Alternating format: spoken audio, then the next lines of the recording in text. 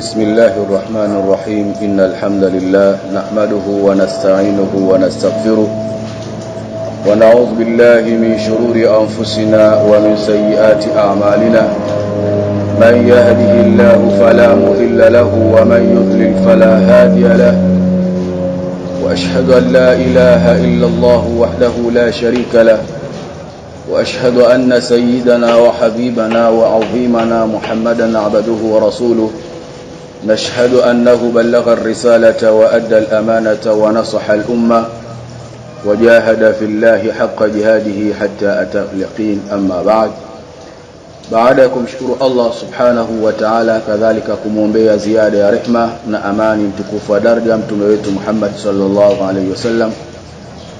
Kwa hakika leo tena tunaendelea na darasa yetu baada ya siku ya jana kuzungumzia utangulizi juu ya maudhui yetu hii ya ijue funga ya Ramadhan.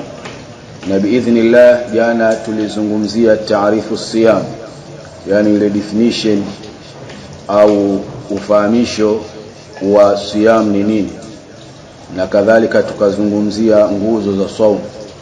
Alhamdulillah jana tuliona kwamba saumu ina maana ya mtu kujizuia kula na kunywa na vile vyote ambavyo vyenye kufuturisha, lakini ukiambatanisha jambo lako hilo na nia, yani makusudio kwamba unafanya jambo hilo kuwa ni ibada, na wala usifanye jambo lako hilo la kutokula au kunywa kwa ajili ya kupunguza mwili, hiyo itakuwa sio ibada, bali ibada uizungumzia au uikusudie kwamba mnalifanya hili kuwa ni ibada kwa Allah subhanahu wa ta'ala. Na kadhalika tuliona nguzo za saumu na tukaona kwamba nguzo za saumu ziko mbili: kujizuia kula na kunywa, lakini kadhalika na kutia nia. Ama leo katika somo letu tutazungumzia kwanza hukumu siyam. Hukumu siyam Ramadhan, hukumu ya funga ya Ramadhani. Funga ya Ramadhani ina hukumu gani? Katika Uislamu tujue kwamba tuna hukumu. Kila jambo ambalo linalofanyika kwa Muislamu lina hukumu yake. Ima jambo unaweza ukalifanya likawa jambo hilo ni faradhi, yani ni wajibu, au jambo ukalifanya kwa jambo hilo likawa ni sunna, au jambo linaweza likafanyika likawa jambo hilo ni haram, jambo linaweza likafanyika likawa jambo hilo ni makruhu, jambo linaweza likafanyika likawa jambo hilo ni mubah. Yani kila jambo linafanyika lazima likutane na moja katika sehemu tano. Ima linaweza kuwa ni fardhi, wajibu, au linaweza likawa ni sunna, au linaweza likawa hukumu yake jambo hilo ni haram, au hukumu inaweza ikawa ni makruhu, au hukumu inaweza ikawa ni mubah. Sasa kufunga Ramadhani ina hukumu gani katika hukumu hizi tano? Ahlul ilm wanasema Allah subhanahu wa ta'ala ameifaradhisha funga ya Ramadhani. Allah subhanahu wa ta'ala ameifaradhisha. Na tukisema ameifaradhisha bi maana ya kwamba ameifanya kuwa ni fardhi, au ameiwajibisha, ameifanya kuwa ni wajibu. Kwa hiyo jambo la kwanza Muislamu anatakiwa aelewe kwamba faradallahu azza wa jalla siyamu Ramadhan. Allah ameifaradhisha funga ya Ramadhani, na sio kuifaradhisha tu, waja'alahu ahada arkani alislami 5. Allah kadhalika akaifanya hii funga ya Ramadhani, ameifanya kuwa ni moja ya zile nguzo tano katika zile nguzo tano za Uislamu. Na jana tulizungumzia nguzo ina maana gani. Katika zile nguzo tano za Uislamu moja wapo ni kufunga Ramadhani, kama kauli ya Allah azza wa jalla inavyosema ndani ya Qur'ani katika aya ambayo kwamba iliyokuwa maarufu inayozungumzia masuala mazima ya saumu. Mwenyezi Mungu Subhanahu wa Ta'ala anasema, ya ayyuhalladhina amanu, enyi mlioamini, kutiba alaykumus siyam, imefaradhishwa kwenu, imewajibishwa kwenu kufunga Ramadhani, imewajibishwa kama kutiba ala alladhina min qablikum, kama ilivyofaradhishwa, kama ilivyowajibishwa kwa wale ambao waliokuwa kabla yenu, la'allakum tattaqun, ili mpate kumcha Allah subhanahu wa ta'ala. Kwa hiyo dalili ya kwanza ya kuonyesha kwamba funga ni wajib ni aya hiyo ambayo Allah subhanahu wa ta'ala amesema kutiba alaikumus siyam, imefaradhishwa kwenu kufunga. Lakini aya nyingine Allah subhanahu wa ta'ala anasema katika suratul Baqara, shahru ramadhana alladhi unzila fihi alquran, mwezi wa Ramadhani ndio mwezi ambao imeshushwa ndani yake Qur'ani ambayo ni hudan linnas, ni mwongozo kwa watu, wa bayinati, na pia ni ubainifu kwa watu, minal huda, katika mabainifu na miongozo mbalimbali, wal furqan, na kadhalika hiyo Qur'ani ni furqan. Yani furqani ni kitu ambacho chenye kufarikisha, yenye kufarikisha, bimaana ya kwamba batili kuiweka pembeni na haki kuiweka pembeni, yani kila kitu kinakaa sawa, kila kitu kinakaa katika nafasi yake. Qur'ani inafanya kazi hiyo, kwamba kitu hiki ni batili na kitu hiki ni haki. Sasa Allah anasema, faman shahida minkum ash-shahra, atakayeuona miongoni mwenu mwezi, tunaukusudia huo mwezi wa Ramadhani, atakayeuona miongoni mwenu mwezi, Allah subhanahu wa ta'ala anatoa amri, anasema falyasumhu, na afunge. Atakayeona mwezi huo na afunge. Kija neno kama hili la amri, ina maana ya kwamba jambo hilo au kitu hiko mtu anatakiwa akifanye kuwa ni wajibu. Hiyo ni amri ya Allah subhanahu wa ta'ala.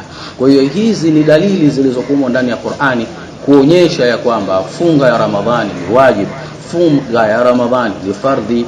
Lakini sio hivyo tu, katika hadithi iliyopokelewa na Abdullah ibn Umar radhiallahu anhuma, Mtume Muhammad sallallahu alayhi wasallam anasema, buniyal islam ala khamsi, umejengwa Uislamu juu ya nguzo 5. Tulisema nguzo ina maana ya kile kitu ambacho kina lazimu kuwepo kwake ndipo kuwepo, na kukosekana kwake ndiko kukosekana. Bimaana ya kwamba nguzo hizi 5 ndio uwepo wa Uislamu. Kukosekana kwa hizi nguzo 5, ikikosekana mojawapo ndiko kukosekana kwa Uislamu. Kwa hiyo Mtume sallallahu alaihi wasallam anasema Uislamu umejengwa juu ya nguzo 5. Shahadatu an la ilaha illa Allah, kwanza ni shahada, shuhudia ya kwamba hapana mola hapasaye kuabudiwa kwa haki isipokuwa Mwenyezi Mungu, wa anna Muhammadar Rasulullah, na hakika ya Muhammad ni mtume wa Allah subhanahu wa ta'ala. Hii ni nguzo ya kwanza. Lakini ya pili, wa iqamis salah, na kusimamisha sala, wa itaiz zakah, ya tatu ni kutoa zaka, ya 4 Mtume sallallahu alaihi wasallam akasema wa saum Ramadhan, na kufunga Ramadhani. Yani kufunga Ramadhani ni katika nguzo za Uislamu. Kisha ya 5 Mtume sallallahu alaihi wasallam akasema wa hajju baitullahil haram man istata'a ilayhi sabila, na kuhiji nyumba ya Allah subhanahu wa ta'ala iliyokuwa tukufu. Lakini nguzo hii ina sharti lake ni nini? Man istata'a, kwa yule ambaye mwenye uwezo, ilayhi sabila, kwake yeye ni kufuata hiyo njia, aielekee katika njia ya kufanya haji. Tumuombe Allah subhanahu wa ta'ala sote kwa pamoja atuwezeshe kutekeleza ibada kama hii, atuwezeshe na sisi kuidiriki nguzo kama hii ya kwenda kwa haji.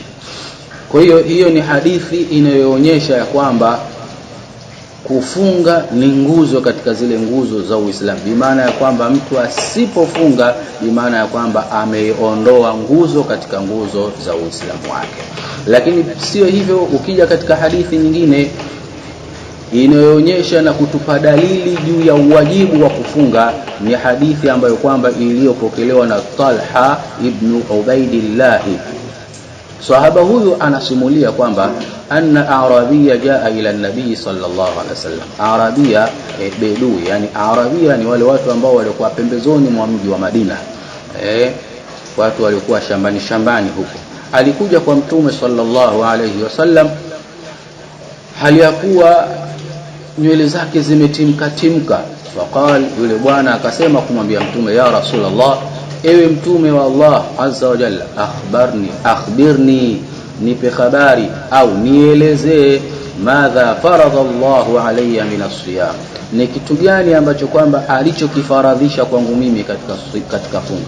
Yani ni funga gani ambayo aliyoifaradhisha kwangu, ni funga gani ambayo Allah ameiwajibisha kwangu. Mtume sallallahu alayhi wasallam akasema, shahru Ramadhan, saumu aliyoiwajibisha kwako ni saumu ya mwezi wa Ramadhani. Hii ndiyo saumu ambayo kwamba Allah ameifaradhisha na ameiwajibisha kwako. Qal, yule bwana akasema, hal alayya ghair, je kuna kitu kingine kilichokuwa kwangu mimi? Qala la, Asema Mtume sallallahu alaihi wasallam, hakuna kitu kingine katika saumu ambayo aliyoiwajibisha kwako illa antatawwa shay'a, isipokuwa kufanya vile vitu vya sunna, kufunga katika zile siku za sunna. Kwa hiyo kiufupi, ndugu zangu katika imani, umma umekubaliana wa Kiislamu ala wujubi siyam Ramadhan, juu ya wajibu wa kufunga mwezi wa Ramadhani. Hayo ni makubaliano kwamba ni wajibu kutokana na dalili kama hizi, dalili zilizomo ndani ya Qur'ani na dalili zilizomo ndani ya sunna za mtume wetu Muhammad sallallahu alaihi wasallam. Wamekubaliana hilo kwamba ni wajibu kufunga Ramadhani. Lakini kadhalika wa annahu ahadu arkanul islami allati ulimat min ad-din bidharura, lakini kadhalika kufunga Ramadhani ni moja ya nguzo za Uislamu ambazo zinazojulikanwa kwamba hizi ni dharuria, ni vitu vya lazima katika dini. Lakini pia sio hivyo, wa anna munkarahu kafir, atakayepinga kufunga Ramadhani huyo si Muislamu. Atakayepinga kufunga Ramadhani huyo ni kafir, murtadun anil Islam, amertadi na kutoka kabisa katika Uislamu. Kwa hiyo kiufupi, hiyo ndiyo hukumu ya kufunga Ramadhani. Tukiingia ndani ya mwezi wa Ramadhani, tujue kwamba ibada tunayoifanya, ibada hii ni wajibu, haitakiwi kuiletewa mchezo hata kidogo. Ibada hii ni amri, ibada hii ni fardhi, na ibada hii ni nguzo katika nguzo za Uislamu. Kwa hiyo limethibiti hili, limethibiti kwamba saumu ni fardhi, limethibiti jambo hili kwamba wajibu wa kufunga, limethibiti ndani ya kitabu yani Qur'ani, na imethibiti ndani ya sunna, lakini pia wal ijma', na kadhalika imethibiti kwamba ni fardhi kufunga ndani ya makubaliano ya wana wachuoni. Lakini kadhalika wa ajma'a almuslimun ala kufri man ankarahu, na wamekubaliana Waislamu kwamba atakayepinga kufunga Ramadhani kwa hakika huyo atakuwa amekufuru. Tumuombe Allah subhanahu wa ta'ala atunusuru na jambo hilo. Kwa hiyo hilo ni jambo la kwanza ambalo leo tumekusudia tulizungumzie, hukumu ya siyam. Jambo la pili, aqsamu siyam, aina za funga. Funga ziko aina ngapi? Ahlul ilm wanasema as-siyamu qisman, funga ziko aina mbili. Funga ziko aina mbili tu, kuna wajib wa tatawwu. Kuna funga za wajib na kuna funga za sunna. Kuna funga za wajib, aina ya kwanza ni funga zile za wajib, yani funga za fardhi. Lakini pia kuna funga za tatawwu, yani sunna, funga za sunna. Na wal wajib yanqasimu ila thalathati aqsam, na hizi funga za wajib zimegawanyika katika sehemu tatu. Funga za wajib zimegawanyika katika sehemu tatu. Saumu ya kwanza ambayo ni wajibu, saumu Ramadhani, ambayo tunaikusudia hii, ambayo ndio tumeizungumzia, saumu Ramadhani. Lakini ya pili ambayo ni saumu ya wajibu, saumu al-kafarati, zile saumu za makafara, saumu za kafara, ambazo hizo nazo tutakuja kuzizungumzia katika darasa zetu zijazo. Lakini saumu ya tatu ya wajibu, saumu nadhiri, saumu ya nadhiri. Saumu ya nadhiri ni wajibu. Kwa hiyo saumu zilizokuwa wajibu ni saumu ya shahru Ramadhan, na saumu iliyokuwa ya wajibu saumu al-kafarati, saumu za kafara, na saumu zilizokuwa wajibu ni saumu za nadhiri. Mtu akaweka nadhiri, basi kwamba kufanya hivi nitafunga, saumu hiyo inakuwa ni wajibu. Inshallah ikifika katika sehemu zake tutakuja kuzizungumzia hapa katika madrasa yetu hii. Lakini sisi katika darasa zetu hizi tutazozifanya katika muda huu, tutazunguka katika saumu ya Ramadhani na saumu za tatawwu, zile saumu za sunna, ni saumu za sunna na saumu ya Ramadhani. Hii saumu ya kafarati na saumu ya nadhiri inshallah ikifika katika muda wake tutakuja kuzungumzia katika muda ujao. Kwa hiyo saumu zimegawanyika katika namna kama hiyo inshallah.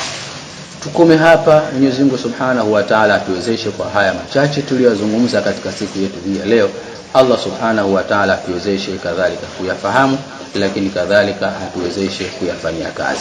Tumuombe Allah Subhanahu wa Ta'ala atukutanishe tena mimi na wewe katika darasa namba 3, ambapo hapo tutaanza kuizungumzia ubora wa funga ya Ramadhani na hikma kwa nini Allah Subhanahu wa Ta'ala amefaradhisha mwezi wa Ramadhani.